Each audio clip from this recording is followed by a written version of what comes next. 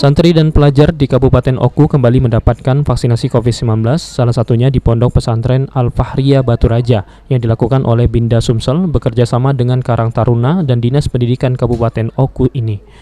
Kopusda Oku Raya Slamet Wibowo mengatakan Binda Sumsel terus turut serta dalam melakukan percepatan vaksinasi untuk mengejar target 70% di akhir tahun dengan tujuan menuju herd immunity.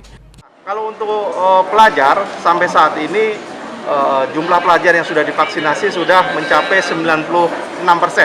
Artinya tinggal 4%. 4% itu sebenarnya ada yang memang menderita sakit sehingga tidak dapat divaksinasi dan ada beberapa yang memang belum mendapat izin dari orang tua. Jadi sudah sangat melebihi target di angka 96%. 96% ini itu vaksin 1 dan 2 atau baru 1 saja?